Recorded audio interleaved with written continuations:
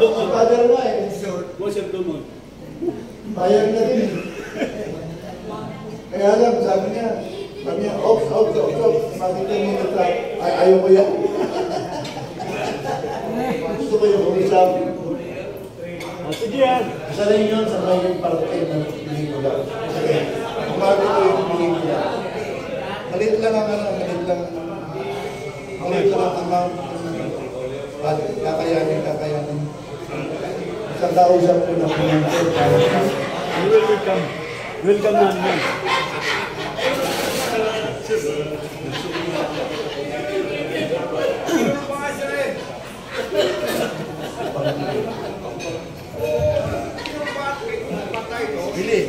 Bili. Batalyon. Naging kasama natin yan sa uno. Sa uno, Syokon, Basilan, I don't know. Hanggang doon lang ako eh. So, naging kanin siya. Platoon leader. Una siya na platoon leader. Ng third platoon siya, Bravo Company. Third platoon. Sino mga third platoon nito eh? Ayan. Kami naman, under kay Captain Persita. Sila ba dito yung ano? Arnold. Sa bayan. Third platoon yan. Silang bayan. Orig, iwatan yan. Yung first generation, Salmo yata. Third platoon yun. Our case of speaker, no other than Colonel Arthur Mirantilla, sir. Thank you, Willie. Napakahaba ng introduction. Isang mapagpalang umaga sa ating lahat. Avenger! Ako ay nagagalak at natutuwa at tayo ay nagdaos uli ng ika-51 anibersaryo ng pagkakatatag ng Avenger. So I joined 14IB in August 1973. Then I was only 22 years old, binatang-binata noon. I was a former teacher before I joined the army. So, marami tayong napagdaanan Ang napaka-memorable na natatandaan ko sa Avenger noong February 1974. Noon tayo ay naging floating reserve sa Hulo, sa Hulo Sea. Tapos February 6, nagkuhan tayo. Nag-beach landing sa Maobo Beach. Hindi naman tayo Marines, pero naranasan natin na mag-beach landing sa Hulo. So, pagbaba natin doon sa Maobo Beach, nakita ko yung aking classmate na si General Cabuay, si Lieutenant Cabuay noon. Nasabi niya, kawawa yung isa nating classmate, si Lieutenant Amparo. Tinamaan ng mortar, putol yung kanyang kaliwang kamay. So, yun ang first casualty namin sa batch ng NACAD noong 1973. Then, February 7, niliberate natin yung Hulo, Hulo proper. And the first ever casualty natin ay si late Lieutenant Servania.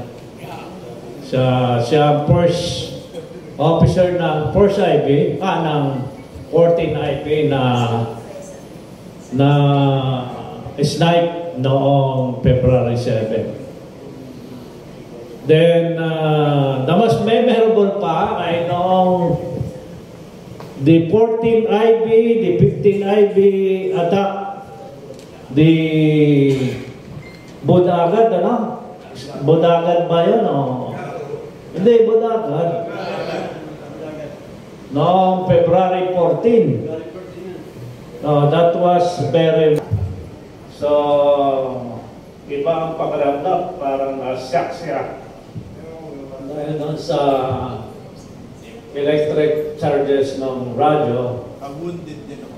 Ako naman, pag tingala ko doon sa kinukublihan kong puno, bakit kaya tumutulo? Yung pala doon sa ibabaw ng pagkadapa ko, sa ibabaw ng kaluwang ko, may tumamang bala. I was also wounded noon, and nagkahiwa-hiwalay noon. Ako, nahiwalay kay Ed, saka sa ating mga kasamahan, may nakasama akong napunta kami sa Marines. Maswerte kami at napunta doon sa Marines. So, ginamot ako ng Marines, tapos doon kami nag-overnight. The following day, bumalik kami doon sa ating inangkoy pa yung ating, ano yan? Anong university yan? Oh, Notre Dame. Then afterwards, I joined again the line company. So in 1975, nung na-relieve si General Mison, siya naging HDU, first HDU commander, kinuha ko niya kaya napunta ko ron. Na-assign ako ng Bayonpong. Then, after that, nag-schooling ako noong 1978 sa Home Defense Training Center. Then, I stayed there, nag-instructor ako until 1979. In-assign ako sa, after my basic intelligence, in-assign ako ng Army sa Port ID sa Signal Battalion. Then, I stay in Zamboanga City sa Advanced CP ng Port Signal Battalion. Then, 1980, nag-join ako ng NISA. I was lucky because one of the regional director ng Region 4 ay brother-in-law. Brother-in-law ko, kaya kinuha niya ako. So, balik tayo ng 1975. Nung katatransfer ko sa HDO, nag-airborne ako. Back 32-76 yata yun. And ang kawawa namin noon ay si Captain Alegado. Alam mo, ang na-assign na number sa akin, 10. Nahirapan ako ng gusto dahil sabi ni Bob Johnson, 10, SOP. Ibitin ako sa puno. Open na pabitin-bitin. Balang araw, darating, makakatikim ka rin. That was memorable. But also, kung ako, mag-e-SF sana ako nung, kasi pagkatapos ng airborne na open yung SF, ikakasal ako. So, hindi natuloy. After my marriage, I was assigned in Bayonpong, Nueva Vizcaya sa First Home Defense Training, First Home Defense, Community Defense Center pala yun. Then, yun nga, na-assign ako sa NISA, na-assign ako sa intelligence. So, very memorable yung mga assignment ko. Then, na-assign ako sa ASCOM dahil si General Narcida ay kasama ko sa ROTC. Siya ang core commander namin, isa ako sa mga officer. So, kaya kinuha na niya ako. And hindi niyo alam, nag-moonlighting ako. naging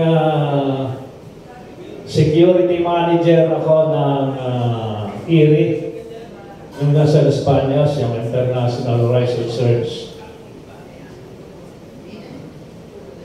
Tapos, while I was assigned in Batangas. Tapos, nung before nasa UP ako, gusto ko sanang mag-retire na. Dahil medyo mababa ang sweldo natin noon, medyo nahihirapan ako. Nag-moonlighting uli ako, nag-join ako sa Alson, yung Alcantara Security. Ako ay naging manager. So, once in a while, pumupunta ako ng Davao. Pero nasa UP pa rin ako noon. Yun ay, kaya ang aking pension, hindi niya naitanong 4. Ha? Bakit? Dahil mayroon akong SSS, mayroon akong PIBAW, yung atin, and dahil ako ay binata na, mayroon akong survivor sa GSIS ng aking misis. Sino ang dalaga rito? Binata na ako for 5 years. My late wife died because of breast cancer. So, masasabi kong ang aking serbisyo sa Armed Forces of the Philippines ay napakaganda, mahirap, masarap, na maganda. Dahil na-assign nga ako sa intelligence, alam mo na intelligence, maraming napupuntaan, maraming kaibigan, kaya maraming kaming kasamang pulis. So alam mo na ninyo ang pulis, siyempre lagi, pag libre sila, kasama ka, libre ka rin. Diba? Then, after ASCOM, na-assign ako ng SORCOM. Pinuha ko ni General Villanueva, yung ating naging chief of staff. Waldo? Hindi. Si Dumedio. So, I serve so many... Pumunta ako kay General Esperon. Nag-call ako. Art, bakit ka nandito? May isang tao ka pa ba? So, ibig sabihin, kung may more than 1 year ako, pwede kong makuha yung star ko, no? Sabi ko, kaya nga nandito ako, sir, birthday ko ngayon. Halika. Pumunta ka, magko-conference na siya, Papasok na doon sa conference hall, bumalik kayo doon sa opisina. Binuksan yung safe niya, Magbilang. So, initang panakuan. Pang-dinner ninyo ng iyong pamilya. Binilang ko, binigyan ako ng 10,000. Malaki na. Malaki na noon. 1970. 19... na yun, 2006 na yun. Then, bumalik ako ng SORCOM.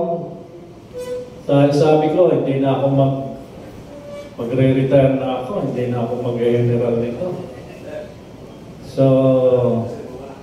nung magre-retire na ako, bumalik ulit ako kay General Esperon, siya ang chief of staff CGP Asia ng 2006. So, ba't nandito ka na naman? Magre-retire na siya ako So, pumasok ulit kami sa opisina niya. Pinuksan ulit yung safe niya. Nagpilang, nilagay sa sobre. Sabi ko, sir, pag naligaw ka sa Quezon, nasa Quezon lang ako. So, haba akong bumababa noong hagdan, nasa 3rd floor, di ba? Binili natin Hindi ka pares ngayon, yung mga teniente, kapitan, sarento, puro magaganda ang kotse. Kahit yung mga patrolman ng pulis, ang gaganda ng kotse dahil malaki ng sweldo. So nakabawi tayong apat, ano? Nakabawi tayo nung naging kay Digong. Diba? Lumaki yung pension natin. Hindi lang, triple. Kasi supposedly ang aking pension noon sa 2007 ay 35,000 lang, no? Ay ngayon, magkano? Magkano rin? 100 plus. Totoo. Parehas tayo siguro, ano? Nasa 116 ako eh. So, plus. Kinukwento lang ito, ha? Pero tinatanggal ko. Ay, hindi na yun dahil siyempre may mga loans tayo. So, yun. Nasa 150 including my survivor receipt. Di ba? Eh, binata tayo. So, pwede lang matigaw. Ano? So, yun ang sarap at hirap natin sa ating serbisyo. Kaya, I encourage everybody, habang malakas pa ang tuhod natin, gora ng gora. Ano? Go dito, go doon. Ano? Huwag na tayong, pag medyo ko na, medyo tayo mag-London. Alam niyo ang London, di ba? Lord dito, Lord doon. With our age, di ba,